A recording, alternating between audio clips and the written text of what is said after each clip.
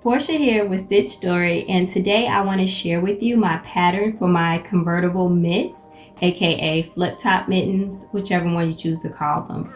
But I was inspired to make these by a pair of Victoria's Secret gloves that my daughter had, and now I want to share the full pattern with you. So the pattern is shared from literally the beginning of the mitt all the way to the edge here of the thumb.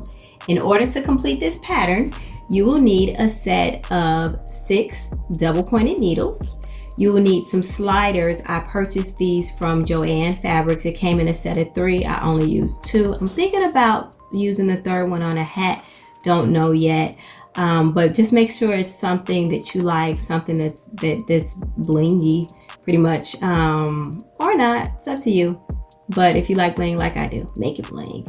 Also, you will need 2 buttons. I ended up changing the button type by using a bling type button because I thought it looked better than just the basic navy blue button. It kind of faded into the fabric and I wanted something more to stand out.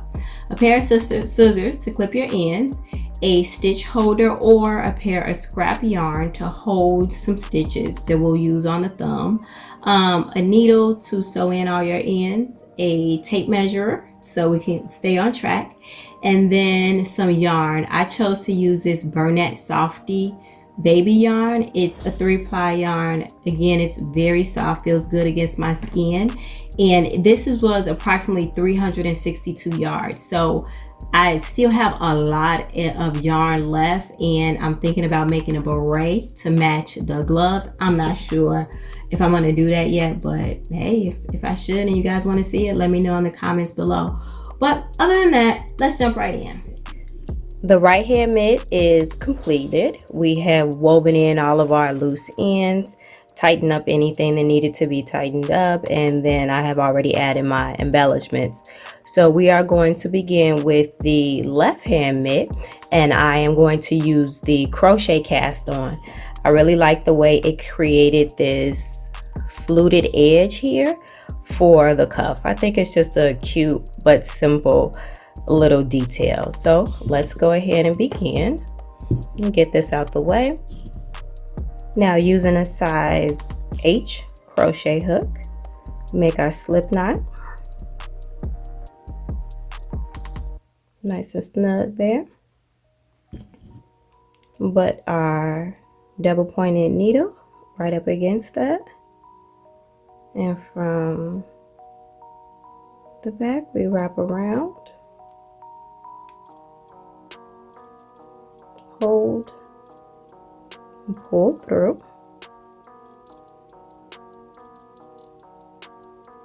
Now I'm going to continue to do this until all 40 of my stitches are on my needle. So I will see you on the other side. Now I have completed my cast on of my 40 stitches. Being careful not to twist it. It gets a little cumbersome working with the little tiny space here. Now the circle looks a little tiny now, but it'll work out just fine. So the next step, what we're going to do now that we have our 40 on our needles, we are going to do a 2x2 ribbing. So we're going to knit 1 and knit 2, purl 2, and we're going to do that for 4 inches, or in your case until you feel comfortable with the length here. So I wanted about 2 inches of cuff, which is why I did it for 4 inches. 2,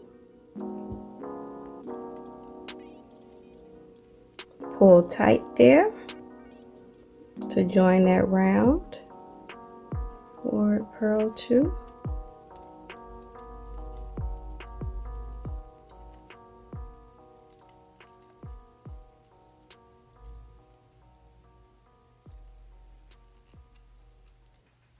All right, and I will see you on the other side after I have completed the 4 inches of cuffs.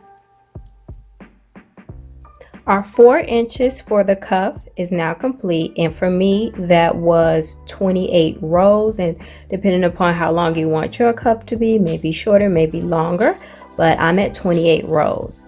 We are going to begin to move into our wrist area, and in order to do that, we're going to end up increasing. So we're going to take our 40 stitches that we started with here, and over the next several rows we are going to increase by 2 on each row to bring it to 46 stitches, and it just makes room for when we move from the hand area into when we move from the cuff area to the hand. And so in order to start that, we're going to move into just regular knit all the way around. So that's going to be our what I like to call our foundation row, moving into it. So I'm going to knit all the way around, and I will see you back at the beginning of the round again.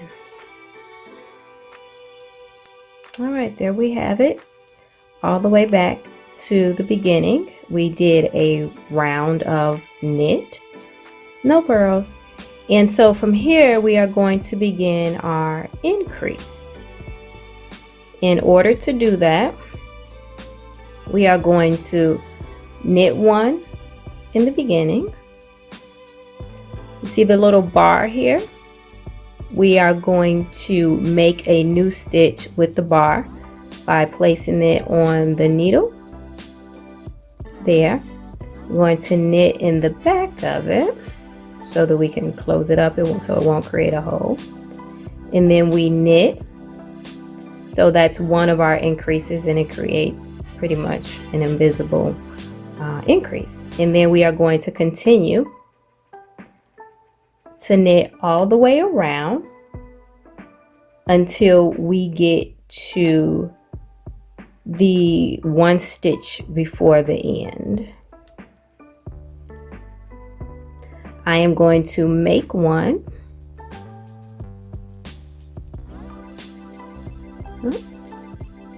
Make 1. There we go. And then knit the next stitch. So at this point we have taken our 40 stitches and made them 42. What I'm going to do now is knit 1 more time all the way around, and then from there I'm going to do the repeat again. And the repeat is you knit 1, make 1 at the beginning, you knit until the last 2 stitches, you knit that stitch, and then you make a stitch, and then you knit 1 again. And then the next round would be a round of knits. So I'm going to go ahead and do that, and we're going to do that until we increase all the way up to 46 stitches. So I'll see you back on the other side of that. And now I have just finished increasing. So again, just to recap, we moved from our 40 stitches and we increased for our wrist area. And so again, the 40 stitches in the wrist area now. And so I now have 46 stitches. So it's 13 on this needle, 13 here, 10 here, 10 here, because we really only increased on the first needle and on the 4th needle. So now what we're going to do is continue on up the hand, and we are pretty much establishing this area here right before the thumb. We're going to pretty much establish here, and what I'm going to do is just knit all the way around for 13 rows. So it's just straight knit all 13. So let's set up to do that, and I will see you on the other side. So we have just completed knitting 13 rounds. We are still at our 46 stitches, 13 here, 13 here, 10, 10 there. And what we are going to do next is to prepare to pull out the thumb. In order to do that, we are going to knit all the way around until we have 3 stitches remaining. And we are going to pull out 3 stitches here and 5 stitches from here and place them on our stitch marker, and that's going to make room for our thumb. So let's start that now. So I'm going to knit all the way around until the last 3 stitches, almost to the last 3 stitches. All right, so we are now going to get our stitch holder. Going to put these 3 here on the holder, and we are also going to remove 5 from this left hand needle. 1, 2, 3, 4, 5. So we're going to just ignore this for a little while, and eventually that's going to become our thumb.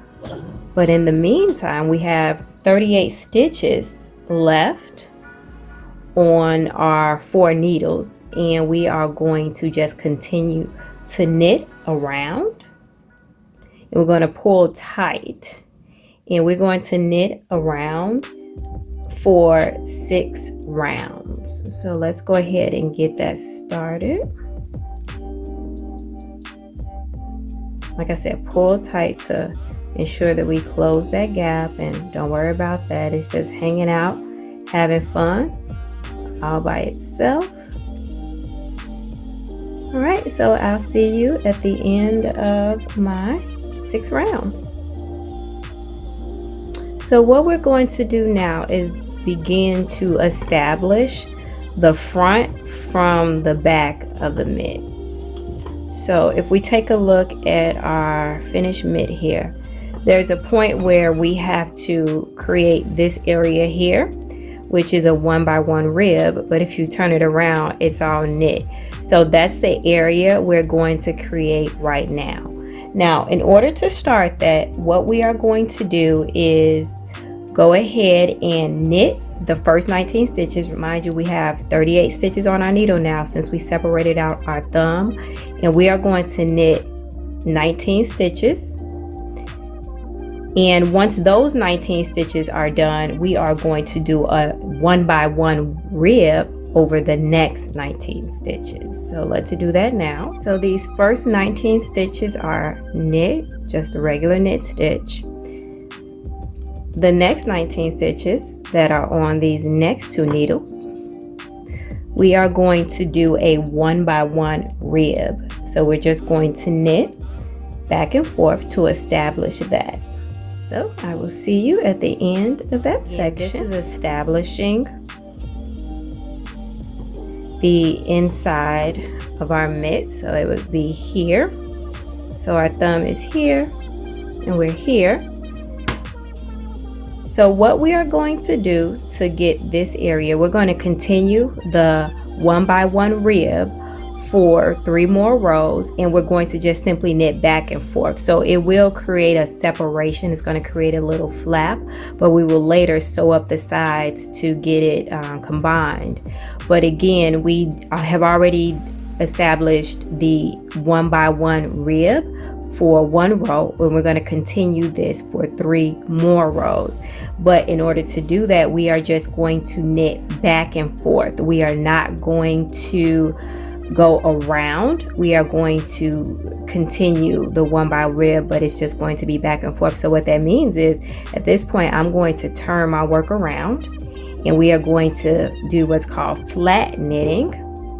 So this is going to be and I'm just going to ignore everything that's hanging here. So now we're on the wrong side of our work, and we are going to purl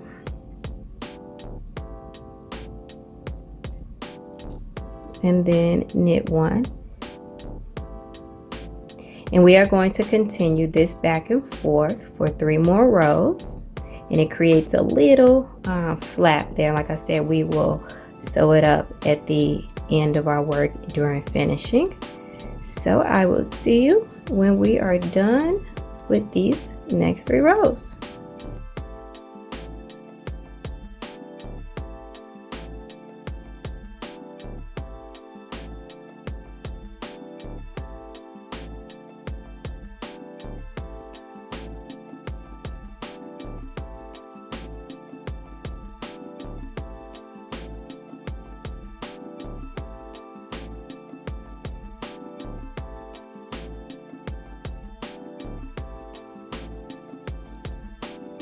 So we've just completed our 1x1 rib by knitting back and forth for 4 rows.